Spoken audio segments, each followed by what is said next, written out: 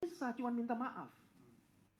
Usulan yang diajukan oleh Bang PJ itu menjadi relevan. Salah satu bentuk permintaan maaf itu adalah memberi akses untuk tiap-tiap calon melakukan audit. Itu baru. Kalau sekarang nggak ada gunanya kau minta maaf itu. Sebentar lagi mau Idul Fitri dan Idul Adha, kita minta maafnya di situ aja.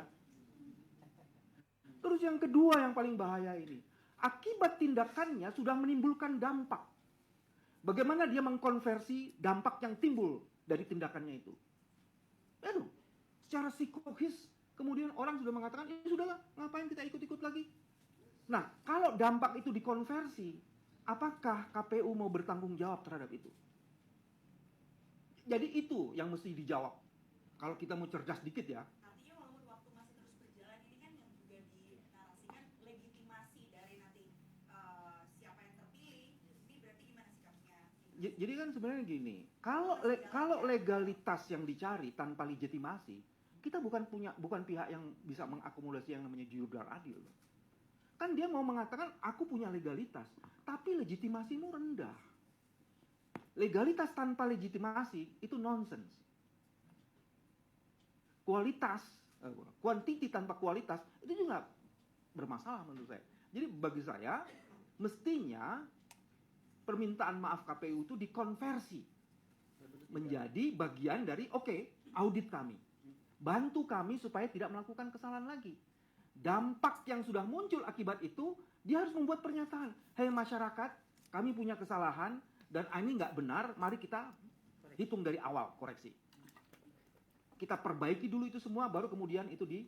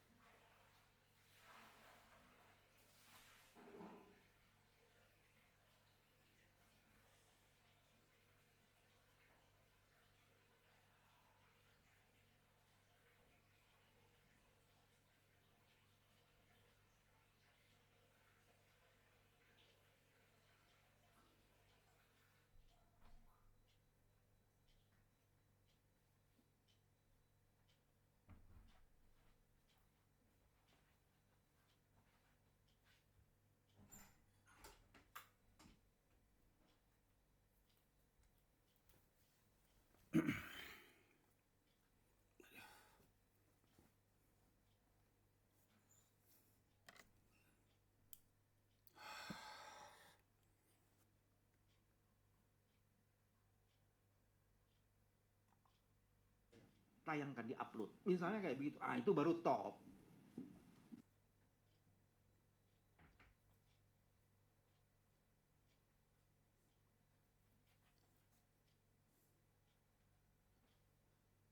Nah, sekarang yang kedua. Teman-teman coba lihat. KPU mengakui kesalahan. Fine. Apa kemudian respon terhadap kesalahan itu? Minta maaf. Bagus. Tapi dalam sisi hukum nggak bisa cuma minta maaf. Usulan yang diajukan oleh Bang PJ itu menjadi relevan. Salah satu bentuk permintaan maaf itu adalah memberi akses untuk tiap-tiap calon melakukan audit. Itu baru.